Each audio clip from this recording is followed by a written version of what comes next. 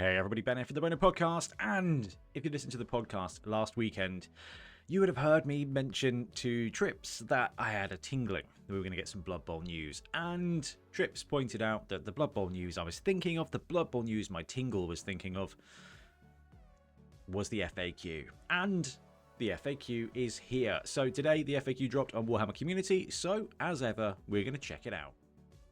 Okay, so over on Warcom, there's no article about it yet. That might change later, but you go to downloads, you go to Blood Bowl, and then you've got, if you don't know about it, this is where all the star player cards are, which is actually really good, but we don't care about that right now. We are going to click Designers Commentary November 2023.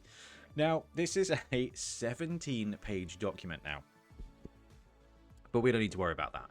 The great thing about this is, I think, is it searchable? Is it searchable? Ooh, it might be searchable. Let's see if rulebook. Yeah, it's searchable. So that's good. It's searchable, and the only things we're going to worry about today are the things that are in magenta, because those are the new things, the new clarifications. So the Blood Bowl team, I think, does a really good job of kind of liaising with the community and seeing what people want to kind of get clarified. So let's see if we've got any big clear-ups here. Okay, so first one is Blood Bowl rulebook. If both coaches have an inducement, skill, trait, etc. that takes place at the end of a team turn, who will resolve first? And the answer is the coach whose team turn has just taken place will resolve any inducement, skills, etc. at first, then their opponent will resolve any of theirs. Alright, that's just pretty standard game design, and I think that's perfectly fine. So if it's my turn, I get to activate my stuff first. I get priority, to use a magic time. Then once priority is passed, it goes over to my opponent, which makes a lot of sense. This is what I like, is when we're looking at the FAQ and we're reading the rules and we go, yeah, that makes a lot of sense. That's what we want. Can a bribe be used to prevent a player being sent off as a result of the officious ref kickoff event? No, it can't. So, trying to think if that's how we've played it before. I don't think anyone's really tried it. So, in my league or in any of the tournaments. So, no, I think because of the way it's written, you don't kind of consider it. So, no, anyway, you don't get to use a foul. You don't get to use a bribe. So, that works. Again, that seems pretty reasonable. Question. Oh, I wish these were numbered. Question 27. If a player that is stunned becomes stunned again, what happens? So, how much stun can you stun a stun if a stun player is stunned? If a player begins their team turn stunned, they will automatically roll over and become prone at the end of the turn. Alright, that's wicked. The reason that's such a good bit to clear up is as a vampire coach, or if you're using animal savagery, and you deck one of your own players during your team turn, that's not fair. If you bite one of your own players that was stunned at the start of your turn, now they're going to trigger at the end of your turn and become prone. But if you begin your team turn not stunned, then they don't. Okay. I think that's the right call. I think that's absolutely the right way it should be played. It is a bit, I mean, there's only 22 players on a pitch, right? So it's not going to cause a huge amount of concern or a huge amount of, like, vagueness. But if you've got two stunned players and one of them starts the turn stunned and then you restun him, and then another guy doesn't start the turn stunned and you stun him, you get to turn one over at the end of your turn and one not over. I mean, yeah, that's fine. It's not going to wreck anybody's day or anything, but I think that's fine. I think that's fine. If a player with passing ability of 6+ gets their PA reduced by 1, what happens? There's a minimum of 6+. We knew that already. Do I have to argue the call in order to use a bribe? No. But should the bribe fail, you cannot then attempt to argue the call as the chance to do so has passed. Which leads on to the next bit, which I don't think I'd noticed before.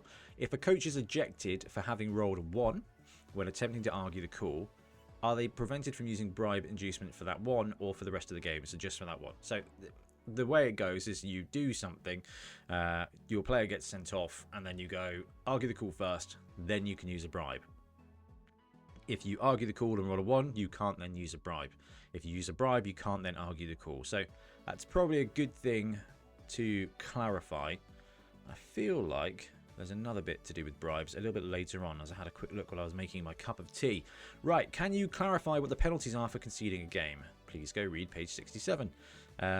If the game goes to extra time, how many additional turns are played by each coach? This is really interesting to see, because there was a Blood Bowl community Facebook article thread about this, and the answer is each coach will take 8 team turns, because the way the rulebook says is it's basically you play 8 more turns.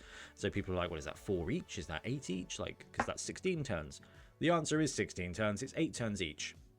I'm gonna interject here, and I wholeheartedly recommend doing overtime a different way. And I mean, try it. Playing a whole other 8 turns with an 11s game is another hour, basically. I would always suggest, when it comes to overtime, but you got to agree this beforehand, playing on, say, right, we'll play on golden goal, next person to score wins. It just feels better, it flows better. And then you get to the game and you're like, well, you were about to score, but now it's a draw normally. Or it's like, oh, now we go to overtime and you were about to score, but actually now it's a whole new half. I would recommend that. However, that is the clarification. In league play, our infamous coaching staff and infamous sideline staff like Joseph Bugman or the cheerleader lady, if they can play on the pitch, are they eligible for MVP? No, they're not. Though these folk might think of themselves as players, they are coaches and support staff, infamous ones at that. So they don't get eligible for the MVP. Love that. Can the catch skill be used when attempting to catch a bomb? No, a bomb is not a ball. While I appreciate the sass of that, I think pass works. And a bomb is not a ball. But yeah. Anyway, catch, you can't re-roll the catch. So if someone yeets a bomb at you, you don't get a chance to catch it again. Fine. What happens if a player already has the catch skill or the monstrous mouth skill and randomly rolls the other skill? If the player has monstrous mouth and subsequently rolls catch, they can re-roll it. If they have catch but subsequently roll monstrous mouth, they have to keep it, because monstrous mouth does extra stuff versus catch. It's just strictly better. It's catch, but you have the protection of sure hands versus strip ball. So monstrous mouth is better than catch. So if you've got catch and you roll monstrous mouth, congratulations. If it's the other way around, you get to re-roll it, which I like. If a player with a diving catch skill attempts to catch the ball when it is landing in an adjacent square and fails, where does the ball bounce from? The ball bounces from the square it was initially going to land. So if you've got your little dude and the ball lands here, you can try and catch it with diving catch. If you succeed, you catch the ball. If you don't succeed, the ball scatters from the target square, which makes much sense. Which is kind of like our threshold here, isn't it? If a player with the leap skill or pogo skill has used all of their movement allowances and attempting to use the leap skill or pogo skill to jump over a square, what happens if they fail the rush roll? If the rush roll fails, and the player will fall over in the square they've moved into, do not roll the agility test for the jumping player. Or the jumping player. Oh, yeah, fine. So if you are... Yeah, it makes sense. It's the same as like dodging out to a square. You move, you roll for dodge, you roll for rush, then you roll for dodge. It's the same here. You move, you roll for rush. If that fails, you don't bother rolling for the other one. That's that page, which is nice. If a player with both the pro skill and the brawler skill performs a block, rolls 2 block dice and rolls both down on both dice, can the controlling coach choose to use brawler on one of the dice and then subsequently attempt to use pro on the other dice that has not been rolled yet? Yes, so long as the same dice is not re-rolled more than once. I love this. This comes into play if you are Black Orcs or a cracking one. If you roll a random general and get pro on a Black Orc, now you've got pro, now you've got brawler. You roll a 2-die block, you get both down. You can use brawler to re-roll 1. And if that doesn't do what you want to do, you can try using pro on the other dice. That makes a lot of sense. I like the way that works in that circumstance. I feel like I'd use pro on one of them first, but it doesn't really matter. It's cool. I like it.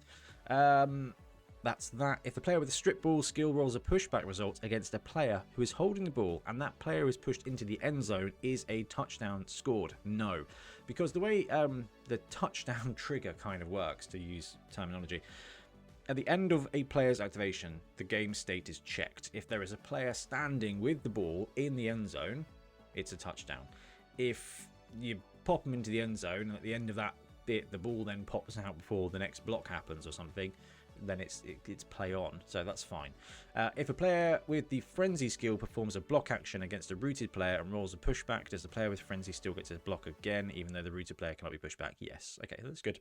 There's been a couple of frenzy questions over the last few months, isn't there, where it's like, what about stand firm? Does that do a thing? If the player with a safe pass skill and running pass skill fumbles a pass action, does the activation end, or can they make use of running past? The activation will end in that circumstance. And I think that's bang on, because they haven't actually passed, right? So they failed the fumble, safe pass triggers, they don't actually make the throw, essentially, so you can't use them running past them. So that makes sense. If the player that is performing a block action against a player with the Mighty Blow +1 skill rolls the player down result, can the defending player use the Mighty Blow +1 skill? So I go punch an ogre, I skull out. Does the ogre get to use Mighty Blow? No, as the player with the Mighty Blow +1 skill has not performed the block action. Okay, again, that makes sense. I missed the way it was done in the old times, where it was kind of like pretty straightforward, wasn't it? It's like, ooh, I've got Mighty Blow. It just works all the time. But I guess it's better now? I don't know. It's fine. If my player with Animal Savagery trait, this is an interesting one, because this has been asked quite a lot. If my Animal Savagery player lashes out against my own teammate and has Pile Driver, is my opponent able to make me perform a foul against my teammate? No, they cannot force you to use the Pile Driver skill. Love that. Clears it up. Normally what Pile Driver does is you block a dude, you roll for armor. If you don't break armor, or if you just don't like the result, then you can foul them as well for free. It's not free, it uses your foul action, and you can get sent off as always. So Pile Driver is the kind of skill that works really, really well on players with Dirty Player. So your Death Roller and your Snotling Love Wagon. Beautiful, beautiful combo skill. I love that. Snotling, so you got the Pile Driver on the Dirty Player, Snotling Pump Wagon with a couple of guard trolls. You just absolutely boom in through. Absolutely love that. Can a player with the ball and chain declare a foul? No, they can only use ball and chain. If the player with the ball and chain trait rolls the Pile Driver skill, do they get to re-roll it? Yes, they do. Does the player with ball and chain trait generate star player points as if they cause casualty as part of a block action performed during a ball and chain move special action? Yes, they do. Can a player with the ball and chain trait use the brawler skill? Yes, they can, because they are not blitzing, but they are making a block action. Cool, love that. That all makes a lot of sense. Can a prone player who becomes rooted still stand up? Yes, please stand up. Please stand up. Does a player who has lost their tackle zone as a result of the hypnotic gaze trait have to drop the ball? No. That is probably in response to the wording of Bloodlust. If you fail a Bloodlust, don't bite a dude. At the end of your activation, you lose your tackle zone and you drop the ball. Hypnogaze kind of works very similarly, so I can understand people wanting that cleared up. I mean, yeah, that's fine to clear up. Does a player with Hypnogaze who targets a player with the foul appearance skill need to roll for foul appearance before performing the Hypnotic Gaze special action? Yes. So I Hypnogaze you, I walk over, I've passed Bloodlust because I'm a good vampire. Then before I Hypnogaze, I foul appearance. Works differently to the Blitz trigger, I believe. Because the Blitz trigger, you declare a target with the action so that it can get stuff like foul appearance working, but more importantly, dump off. When I use a bribe, can I use additional bribes if the first one fails? Yes. What kind of self-respecting referee is going to turn down more gold? Love this. So we've had a bit of a bribe clear up here, which is probably in response to the changing of turnover rules. Maybe it is, maybe it is not.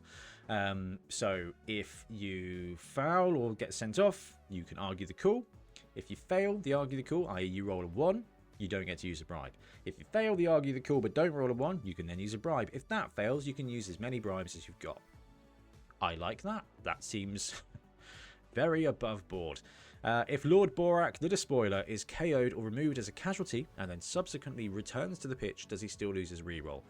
Yes, although the KO will only remove him temporarily, he has still been removed from play. Okay, that'll be useful because Borak's pretty good in tournaments with that extra.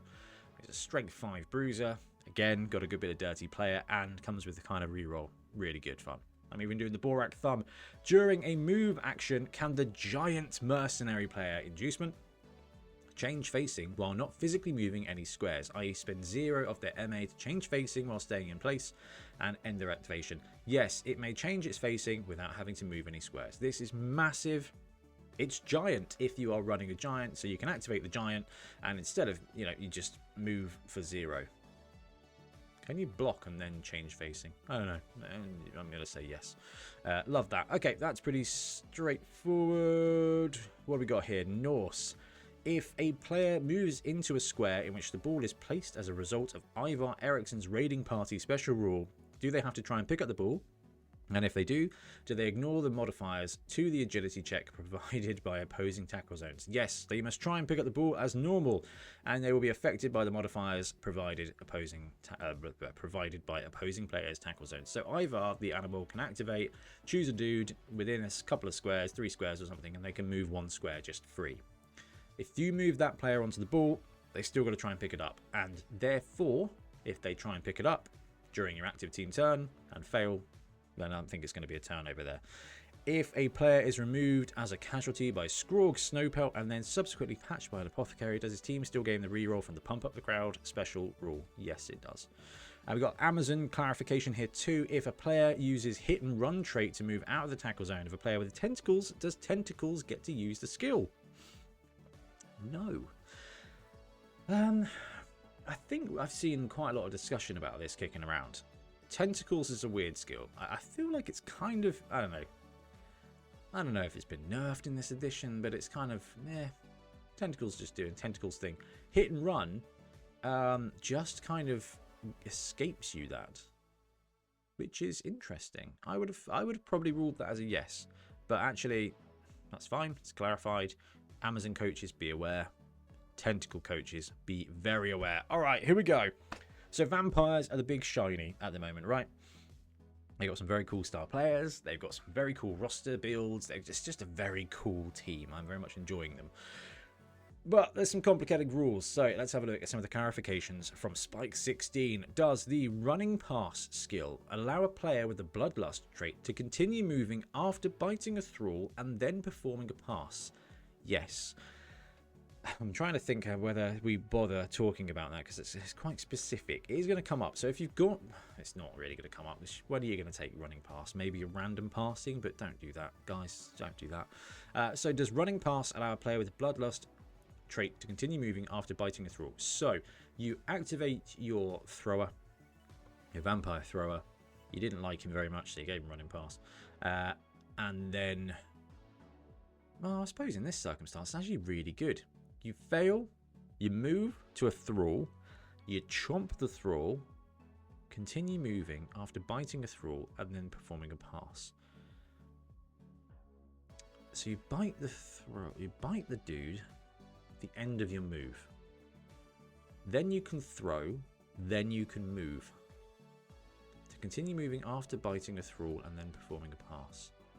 That's an interesting one. After moving, after biting a thrall, and then performing a pass. As that's written, you can move, bite a dude, move, then pass. Interesting. If a player with the bloodlust trait ends their activation prone, can they still bite a thrall? No. A player with bloodlust must be standing in order to bite a thrall. Okay, fine. So if you stack it on a dodge, that means you will also drop the ball and have no tackle zone, but you're going to be on the ground anyway. So as far as rules concerned, that's fine. What happens if a player with the bloodlust trait fails the bloodlust roll and is then placed prone as a result of the wrestle skill during the block action? We did have this come up at club the other week, I think. Then the player with the bloodlust has been unable to bite a thrall. A turnover is caused and the vampire will lose their tackle zone until they're next activated, although they are on the ground anyway. So wrestle. So defensive wrestling against a bloodlusted vampire is going to end their turn, which is magic, unless... Yeah, because they can't use it when they're on the ground. Ooh, okay, watch out for that one. What happens if a player with the bloodlust trait fails the bloodlust roll and is forced to end their activation early? Foul appearance blitz, potentially. Then the player with the bloodlust trait has been unable to bite a thrall, turnover is caused, and the vampire will lose their tackle zone until they're next activated and will immediately drop the ball if they're holding it. So be careful. On the blitz, if you're blitzing a foul appearance guy and it triggers and you fail it and your activation ends, that's serious. This one I love. This is fantastic, and I'm really glad they clarified this one. Which players count as dwarves for Ivan the Animal Death Shroud's Dwarven Scourge Scourge. Dwarven Scourge, special rule. I say it wrong. I'm sorry. Well, if it looks like a dwarf, walks like a dwarf, and holds grudges like a dwarf, then it is probably a dwarf. However, just in case there are any doubts, the following players are considered dwarves. Dwarf Blocker Linemen, Dwarf Runners, Dwarf Blitzers, Troll Slayers, Death Rollers, Old World Dwarf Blockers, Old World Dwarf Runners, Old World Dwarf Troll Slayers, Chaos Dwarf Blockers, Bull Centaur Blitzers, Grim Ironjaw, Scroll Halfite, Grombrindle the White Dwarf, gave that one away, and Joseph Bugman. In addition, any player who has dwarf in their position name, or any player who is described as being a dwarf in their background should be considered a dwarf for the purpose of Ivan's special rule. Realistically, the only one there that kind of brought up question was the Bull Centaur. So I love that they've kind of clarified it. I think that makes a lot of sense. The animal's ability is quite good. Once per game, you get a Mighty Blow. That's Mighty Blow +2 against a dwarf. Right. No changes there. No changes there. No changes there. We got some vampire clarifications. Page 5. Replace the first sentence with the following. Whenever a player with this trait activates, even if they are prone or lost their tackle zone, after declaring an action, they must roll a d6, adding +1 to the roll if they declared a block action or blitz action. That is for triggering Bloodlust. Page 9, we're not going to worry about. That's the teams of, like, what they called heroic teams or something. Don't worry about that. Old World Alliance card pack. Don't worry about that either. Okay, so some really good clarifications. The running pass one is interesting as written. It means you can declare a pass, declare a pass, fail Bloodlust, run to a guy, eat the guy, then move, then throw the ball. That is how it's written. That's probably how you're going to see it play out. Is that how I think it's meant to be played? I think you're meant to be able to bite the guy, throw the ball, then continue moving afterwards. But hey, I'll take a boost to vampires. But the really interesting thing, we've had no tier changes, and the Megastars list has not changed. Personally, I think that's probably fine. And I say that because it's November, and if you've got a tournament in December or January or February or even March, their players have started brewing up their rosters. The rule packs are already out. So I do very much like kind of holding off on that potentially, and maybe doing it just once a year. Megastars wise, there's a clamoring for Cindy to be promoted to a Megastar. I don't know if that's going to be quite as prevalent now with bombs being kind of nerfed a bit. But that is the clamoring that I hear anyway, that you guys kind of say. And some people have said whether Creek or not needs to be a Megastar. I mean, he has a big effect on the game, so I don't mind that one so much, and I think that's alright. But otherwise, I think the Megastars list is probably right. I am intrigued to see whether any of the vampires will make it on there.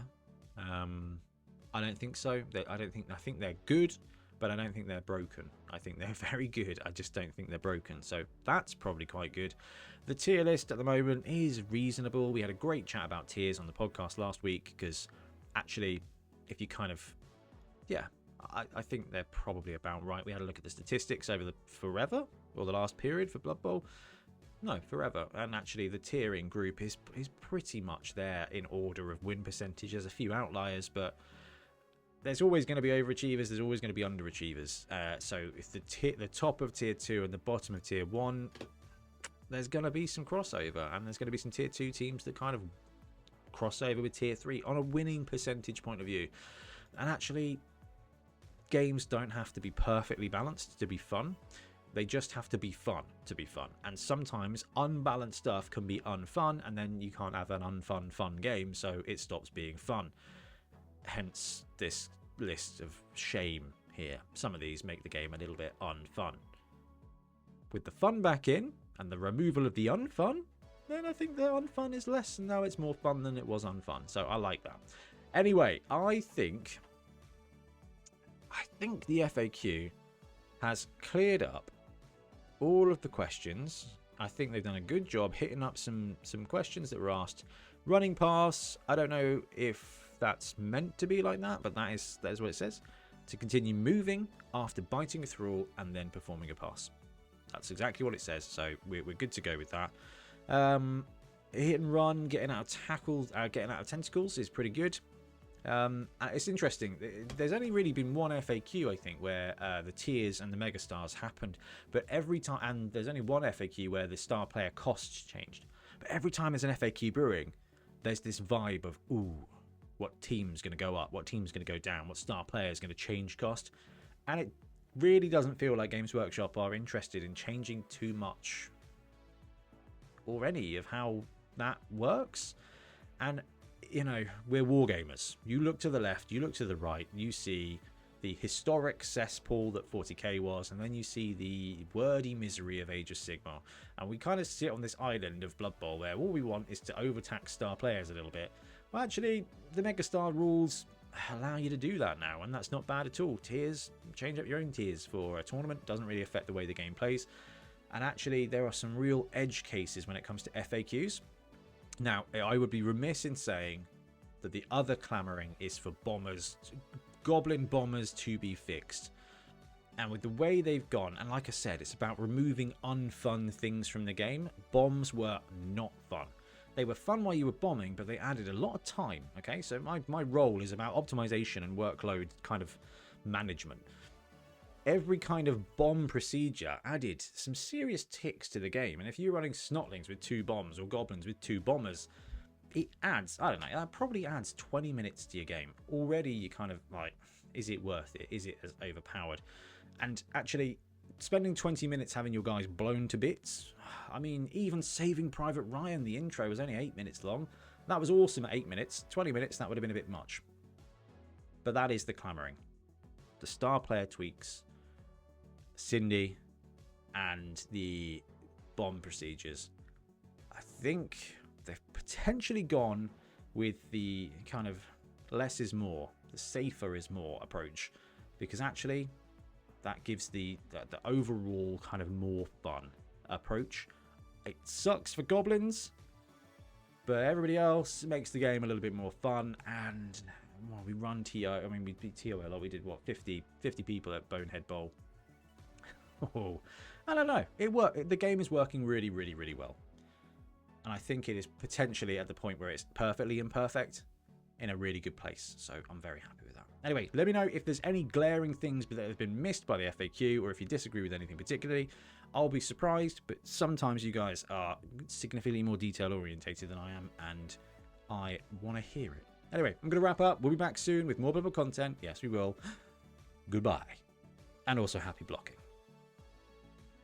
Thanks very much for watching. We really appreciate your support. If you want to support the channel even further, please like and subscribe. It really does help us out. Or come join us on YouTube Members or in Patreon, where you can get exclusive access to some content, some loot, early access to basically everything we do, as well as regular competitions. Or you can pick up some Bonehead Podcast loot either on our website at boneheadpodcast.com. We've got the Dungeon Bowl things, we've got tokens and stuff like that, or on our Spreadshirt site as well. Everything you do just helps us make more content and hopefully do it of better quality. Anyway, thank you very much for watching. Happy blocking.